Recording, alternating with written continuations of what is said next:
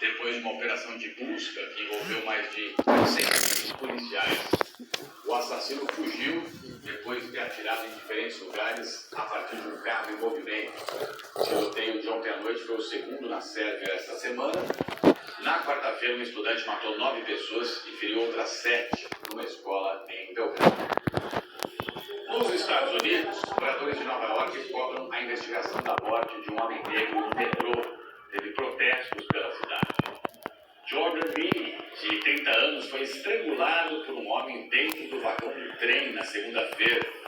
Outros 2 homens apareceram segurando a vítima. Testemunhas contaram para a polícia que Jordan falava coisas desconexas quando o assassino se aproximou. Ele é conhecido por se fantasiar de Michael Jackson no metrô de Nova York. E, de acordo com o médico legista, Jordan morreu em decorrência da compressão, de toda a pressão que ele sofreu no pescoço, resultado, portanto, de estrangulamento. O agressor ainda não foi identificado. A polícia e a promotoria de Nova York investigam esse homicídio. Que horror, né? Desemprego diminuiu nos Estados Unidos em abril. Vamos até lá, de volta, e dessa vez com o repórter Felipe Coalho. Felipe, bem-vindo, boa tarde. Queda do desemprego, é tudo que a gente quer aqui no Brasil também, meu amigo.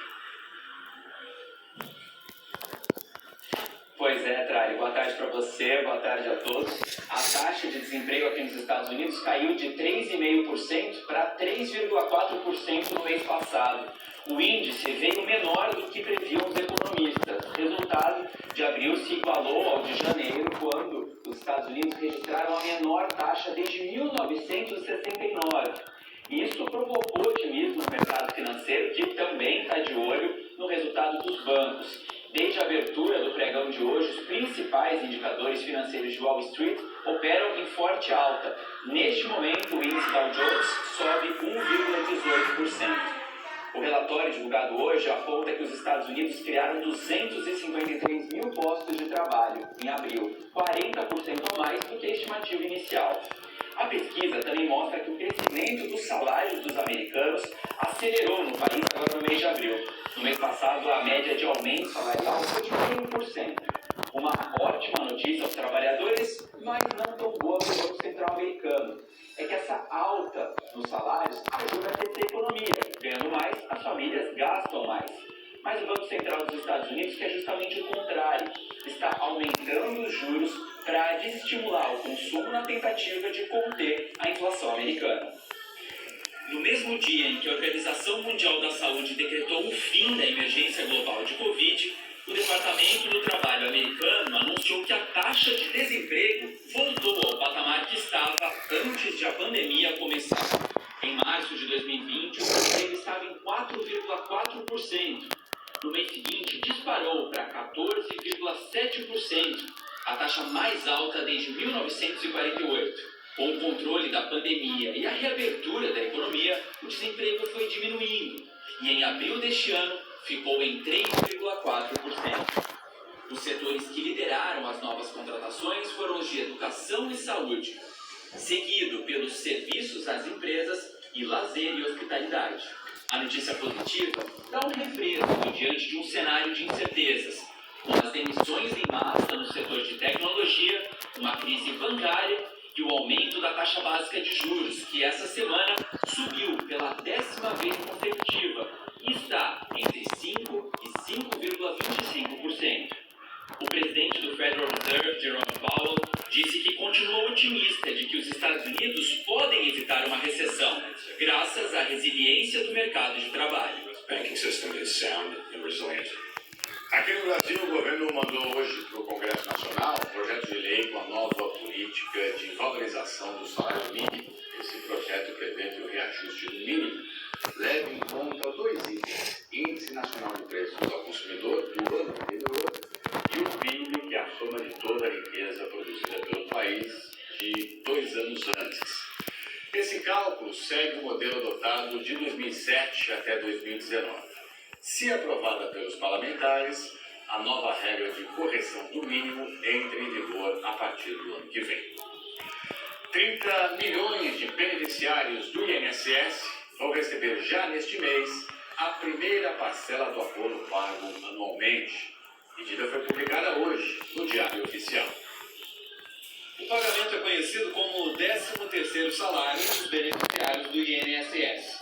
Tem direito ao valor extra quem recebeu este ano o auxílio por incapacidade temporária, auxílio acidente, aposentadoria, pensão por morte ou auxílio reclusão. O governo federal anunciou que o pagamento do abono do INSS vai ser feito em 2 parcelas, a primeira esse mês e a segunda em junho. São 2 calendários de pagamento, um para quem recebe um salário mínimo e outro para quem ganha acima dos R$ 1.320. Para saber em qual data vai receber, o beneficiário tem que olhar o NIS, que é o número de identificação social. Ele pode ser visto no site ou no aplicativo do INSS. Para quem recebe um salário mínimo, a primeira parcela será paga no dia 20. Os últimos a receber serão os beneficiários com final 0, no dia 7 de junho. Já para quem ganha mais de um salário mínimo, a primeira parcela será paga no dia 1º de junho, para pessoas com NIS de final 1 e 6. Os beneficiários com NIS de 5 e 0 serão os últimos, com o pagamento da primeira parcela no dia 7 de junho. Esse vai ser o 3º ano seguido de antecipação do pagamento do abono. Em 2020 e 2021, no governo Bolsonaro, o pagamento foi antecipado, tendo as consequências econômicas da pandemia como justificativo. No ano passado, mais uma vez, houve a antecipação na tentativa de estimular a economia. Este ano, a justificativa é a mesma. Ao todo, serão pagos mais de 62 bilhões de reais. O ministro da Fazenda, Fernando Haddad, afirmou hoje que o governo vai fiscalizar com rigor o cumprimento da decisão da Justiça que permitiu um aumento bilionário na arrecadação. Ontem, uma decisão do ministro do Supremo Tribunal Federal, André Mendonça, abriu um caminho para essa cobrança. Com a decisão de André Mendonça, fica valendo o que foi definido pelo Superior Tribunal de Justiça. Na semana passada, o STJ analisou a possibilidade de empresas usarem benefícios fiscais concedidos pelos estados para diminuir o valor pago em impostos ao governo federal. O Superior Tribunal de Justiça decidiu que esse desconto no pagamento à União só pode ser aplicado em despesas das empresas usadas para investimentos e não para gastos com a manutenção de serviços. Com a mudança, o governo espera arrecadar quase 90 bilhões de reais com a medida. Em entrevista à Rádio CBN, o ministro da Fazenda, Fernando Haddad, disse que a Receita Federal vai fazer uma fiscalização rigorosa para que a nova regra seja cumprida. Temos um cara ali na Receita Federal que é o melhor advogado público que eu conheço, o Robson Maranhão. Eu botei ele sabendo dos desafios que eu ia enfrentar. Então, fica aqui um recado para quem está me ouvindo que pague seus impostos corretamente, que o Brasil vai ficar bem. Esse negócio de ficar driblando e fazendo maquiagem contábil não vai enriquecer esse país. O Ministério da Fazenda ainda não informou quando a decisão da Justiça vai ter efeito nos cofres do governo. Nos cálculos de Fernando Haddad, essa fonte de arrecadação corresponde à metade do valor necessário para o governo cumprir as metas de resultado primário previstas na nova regra fiscal que está em discussão no Congresso. As metas são zerar o déficit público da União no ano que vem, produzir um superávit de 0,5% do Produto Interno Bruto em 2025 e de 1% do PIB em 2026. Para aumentar a arrecadação, a equipe econômica também conta com a taxação das apostas eletrônicas, proposta que pode gerar uma receita entre 12 e 15 bilhões de reais. E ainda com o fim das brechas legais para exportações de empresas que usam paraísos fiscais para pagar menos impostos. Segundo o Ministério da Fazenda, com isso poderão ser arrecadados até 30 bilhões de reais. Assim como a regra fiscal, todos os projetos dependem da aprovação do Congresso.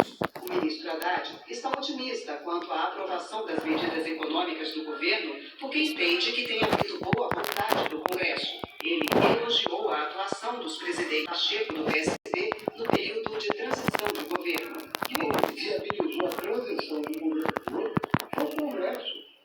Não tinha mais governo depois da eleição. Bolsonaro sumiu, Guedes sumiu, todo mundo sumiu.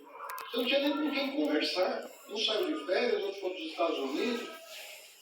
E quem avalizou a transição foi o Pacheco Lira, é indiscutível isso. Inclusive aprovando uma emenda constitucional às vésperas da posse do presidente Lula, sem a qual o orçamento deste ano sequer teria sido aprovado. Eu tenho para mim